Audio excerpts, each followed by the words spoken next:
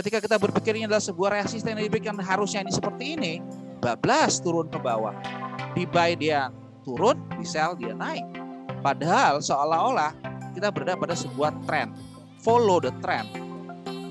Oke. Nah, memang banyak yang menyebut istilah follow the trend ini memang cara mudah untuk mendapatkan profit di market, tetapi tidak sesederhana itu. Faktanya di market adalah kalau teman-teman hanya fokus kepada follow trend saja tanpa mengetahui bagaimana cara melakukan analisa secara benar, maka sangat mungkin sekali Anda akan terjebak terus dalam kondisi tren yang lagi bullish atau kondisi lagi bearish. Bagi kalian yang belum di-subscribe, silahkan di-subscribe. Jangan lupa aktifkan tanda lonceng supaya teman-teman tidak ketinggalan materi di setiap episodenya. Dan bantu share video ini ke teman-teman kalian yang ingin belajar strategi SND. Dan support terus channel ini dan jayalah trader Indonesia.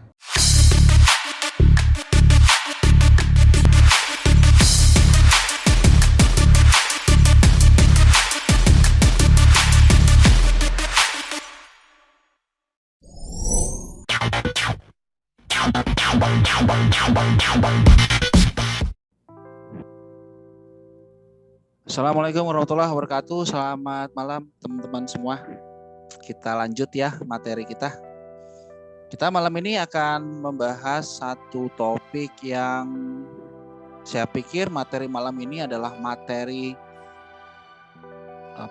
materi yang wajib untuk teman-teman tahu ya. Karena apa? Karena memang dengan teman-teman tahu konsep materi malam ini, maka teman-teman sebenarnya akan mencoba untuk menggabungkan beberapa puzzle-puzzle kemarin yang sudah saya share, yang sudah saya jelaskan. Kemudian dengan materi malam ini juga teman-teman akan tahu bagaimana cara untuk ya melihat pergerakan harga secara utuh.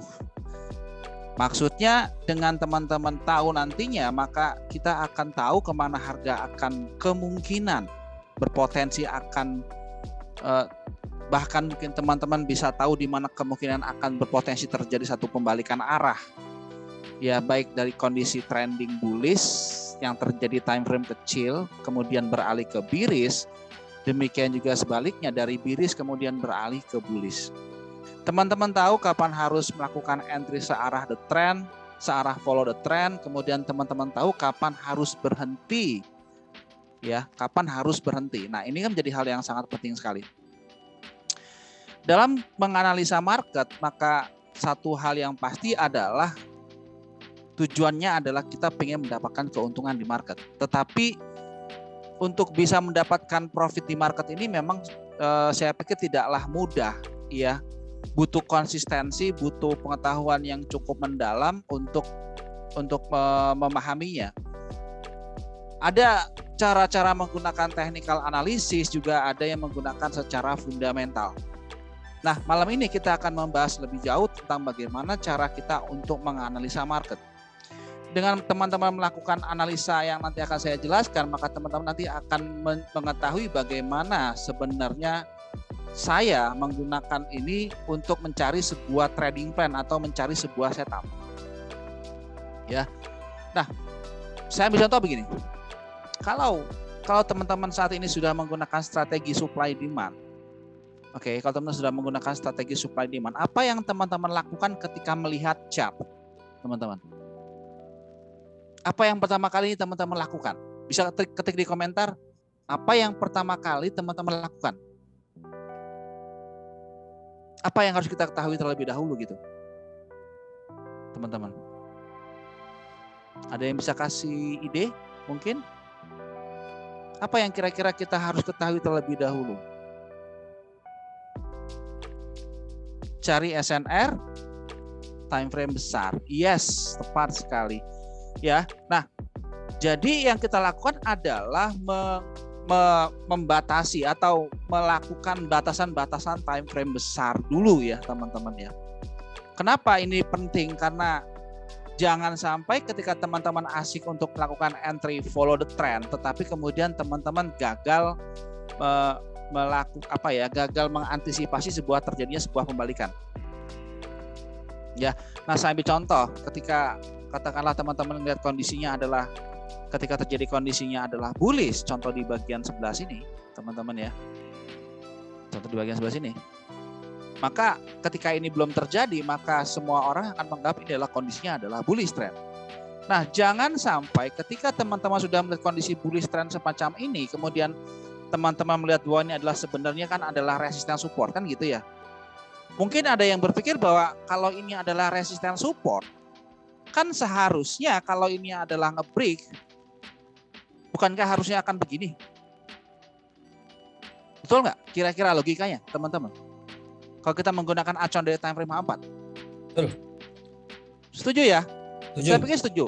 Kenapa? Karena teman-teman akan melihat ini menjadi sebuah batasan dari support resisten. Dan perhatikan ketika kita hanya menggunakan satu time frame, menggunakan time frame H4, maka jelas kalau teman-teman tidak menggunakan stop loss, jelas ini jadi hal yang cukup bermasalah dan bahkan mungkin bisa MC barangkali.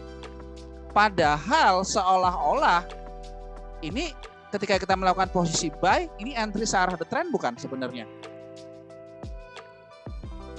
Iya kan? Ini entry-nya adalah searah dari trend. Kenapa? Karena harga membuat membuat high, low, kemudian higher high, higher low, higher high, higher high. Kemudian kita bisa expect ini menjadi sebuah higher low. Kembali untuk lanjut membuat higher high. Nah, ini yang menjadi satu masalah yang cukup serius jika kita hanya menggunakan satu time frame saja, teman-teman. Ya, tidak cukup ketika kita menganalisa sebuah market hanya menggunakan satu acuan time frame. Saya hampir tidak pernah melakukan analisa dari time frame dari hanya satu time frame saja sekarang. Tapi mungkin di awal-awal ketika saya menggunakan strategi SND, ketika saya pertama kali belajar tahun 2011, saya menggunakannya sama mungkin dengan teman-teman yang lain, yaitu saya melakukan analisa batas-batas harganya dari TF di mana saya entry. Contoh ketika saya misalkan tergantung ya, beda-beda, ada orang yang ada yang menggunakan time frame H1 sebagai acuan untuk entry, mungkin ya ketika dia melakukan entry time frame H1 maka pastinya dia akan melakukan marking di time frame H1. Atau mungkin ada yang menggunakan acuan time frame H4 maka dia akan melakukan marking di time frame H4. Seperti tadi yang sudah saya demokan bahwa ini adalah sebuah titik support resisten SNR seperti ini. Nah, kalau kita hanya berpedoman pada satu time frame, maka view kita, maka pandangan kita akan menjadi lebih sempit, teman-teman. Karena tidak bisa ketika hanya menggunakan satu time frame saja kita akan mendapatkan satu kesimpulan ini adalah saatnya untuk melakukan posisi buy atau ini saatnya melakukan posisi untuk melakukan posisi sell. Ya, nah oleh karenanya maka kita menggunakan acuan multi time frame analysis. Ya. Untuk apa? Untuk membandingkan dari satu time frame terhadap time frame yang lain. Nah, sekarang ketika kita tahu level ini akan jadi tujuan harganya, maka harganya kan nggak bergerak lurus. Teman-teman lihat sini, dia akan bergerak zigzag. Ini zigzag. Oke, ini zigzag teman-teman. Ini zigzag seperti ini. Dan mari kita lihat pergerakan zigzag ini apa sih yang menyebabkan terjadinya pergerakan zigzag semacam ini. Mari kita menggunakan time frame weekly. Kita step by step ya. Apa sih yang menyebabkan harga kok di atas dia kebanting turun ke bawah? Look to the left, maka teman-teman lihat, oh di sini sebenarnya ketika harga naik ke atas kemudian dibanting. Maka ini akan jadi level penting. Disinilah reaksi harganya di kemudian hari. Apa kita bisa memperkirakan di area ini kemungkinan harga akan menjadi batasan, akan jadi tujuan harga ketika harga naik? Oh bisa banget. Contoh kayak di sini misalkan.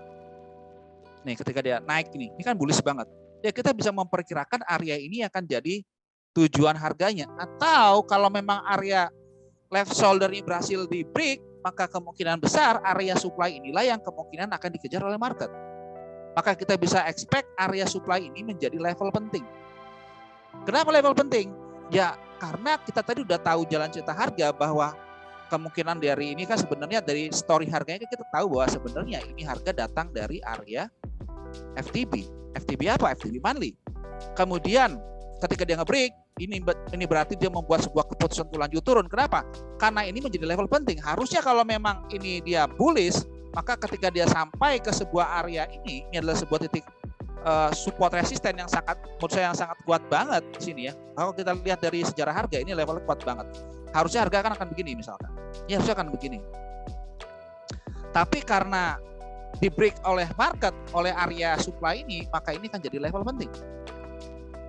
Maka kita bisa expect harga untuk lanjut ketika naik, dia akan lanjut turun kembali. Oke, sekarang kita lihat lagi contoh yang ada di bagian sebelah sini. Apa sih yang menyebabkan harga kok bagian sebelah sini kok harga tertahan gitu ya? Atau di sini. Apa sih yang menyebabkan harga kok tertahan di sini? Kalau kita look to the left, maka teman-teman akan melihat ini adalah area demand. Oke, pantulan-pantulan juga harga akan bolak-balik aja. Dan inilah pantulan harganya kembali. Harga naik lagi. Menuju kemana? Menuju ke level ini lagi. Sini. Jadi sebenarnya ini terjadi retest 2 kali di sini. Tapi kemudian nggak kuat naik ke atas, kemudian akhirnya malah nge-break, di sini nge-break. Maka ini membuat kalau kita bicara konsep struktur market ini membuat lower low, lower high, lower low, lower high. Di sini membuat lower low, maka kita bisa expect ini menjadi sebuah lower high kembali dan saat ini harga mendekati pada sebuah lower low-nya kembali. Oke, dan kalau ini mampu break kembali, maka kita bisa expect area ini akan jadi sebuah target dari sebuah penurunan harganya. Bagaimana kalau kita tarik ini menjadi sebuah tarikan dari sebuah garis, maka ini menjadi sebuah satu garis besar. Di mana di dalam garis besar ini, di dalam wave, teman-teman akan lihat ada subwave semacam ini. Oke, ini yang tadi saya bilang, di dalam gelombang besar ada gelombang kecil.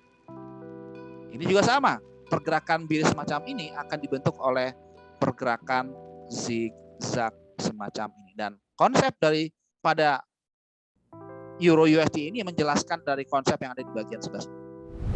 Nah, kalau teman-teman tahu konsep semacam ini, nih, kalau teman-teman tahu konsep semacam ini, maka kita akhirnya bisa mengetahui di mana tempat terbaik kita untuk melakukan posisi buy, di mana tempat kita untuk melakukan posisi sell. Nah, sehingga dengan kita melakukan analisa dari time frame besar semacam ini, maka kita at least tidak terjebak dengan melakukan posisi buy di area ini. Jelas kalau kita lihat posisi dari time frame weekly, ini jelas berada pada sebuah area support become resisten. Jadi yang kita lihat di time frame-nya H4 ini adalah bentukan dari sebuah manipulasi harga. Jadi kalau Anda menganalisa, jangan menggunakan time frame kecil terlebih dahulu, baru time frame besar, dan itu pasti akan beresiko. Apalagi kalau kita menggunakan time frame H1 atau menggunakan time frame M30 barangkali, wah itu bubar deh.